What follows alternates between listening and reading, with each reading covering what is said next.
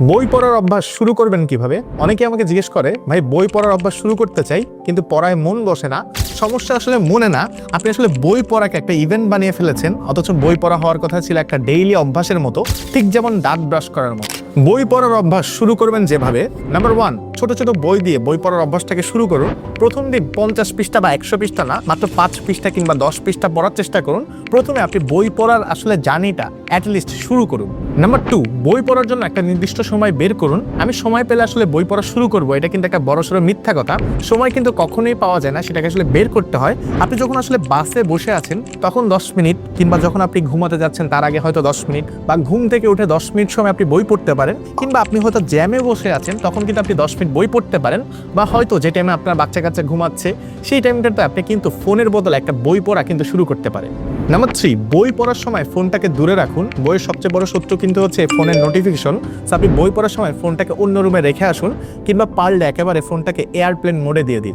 আর হ্যাঁ, আপনি যদি ঘরে বসে যে কোনো বই অর্ডার করতে চান তাহলে ইউজ করতে পারেন bdbooks.net। এখানে আছে ধর্মীয়, career, fiction, non fiction, academic সহ 40,000 প্লাস বইয়ের বিশাল সংগ্রহ। সাথে আছে সহজ রিটার্ন ও রিফান্ড পলিসি। প্রায় প্রত্যেকটা অর্ডারের সাথে পেয়ে যাচ্ছেন আপনি ছোট্ট কোনো গিফট, এবং সবচেয়ে গুরুত্বপূর্ণ, আপনি অথেন্টিক বই পাচ্ছেন একদম ন্যায্য মূল্যে। তাই যারা বই পড়তে ভালোবাসেন তারা bdbooks.net চেক করতে কিন্তু একদমই ভুলবেন না। বিস্তারিত সবকিছু আমি দিয়ে দিচ্ছি কমেন্ট বক্সে। নাম্বার 4, সহজ বই দিয়ে বই পড়া শুরু করুন। শুরুতেই ভারী ভারী টপিকের বা কঠিন কঠিন টপিকের আপনি বই পড়তে যাবেন না।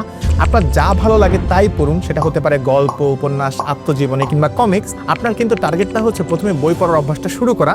তাই প্রথম দিকে কঠিন বই বা কঠিন টপিকের বইগুলোকে আপনি কিছুটা এড়িয়ে চলুন।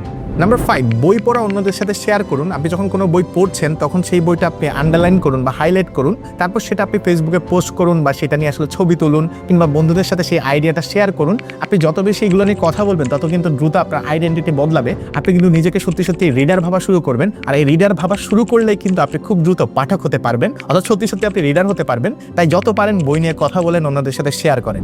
মনে রাখবেন, বই শুধু আপনাকে তথ্য দেয় না, এটা আপনার চিন্তার গভীরতা বাড়ায়, আপনাকে ভালো ডিসিশন নিতে হেল্প করে, আপনার ভুল কমাতে সাহায্য করে, এছাড়াও আপনাকে নানা বিষয়ে জানাতে কিন্তু হেল্প করে। তাই আজকে থেকে অন্তত 5 পৃষ্ঠা হলো আপনি বই পড়া শুরু করুন। কালকে হয়তো সেটা 6 পৃষ্ঠা হবে, পরের দিন 10 পৃষ্ঠা হবে। একদিন কিন্তু আপনি সত্যি সত্যি একজন বড়সড় পাঠক হয়ে উঠবেন। দুনিয়ার অন্য মানুষের চেয়ে আপনাকে কিন্তু ভিড়ের মধ্যে আলাদা করে ফেলা যাবে। যাই হোক, আজকে থেকে কি আপনি বই পড়া শুরু করছেন বা এখন কোন বই পড়ছেন সেটা কিন্তু আমাকে চাইলে কমেন্টে জানাতে পারেন, বা বই পড়া নিয়ে যে কোনো টিপস চাইলে কিন্তু সেটা আমাদের সাথেও শেয়ার করতে পারেন।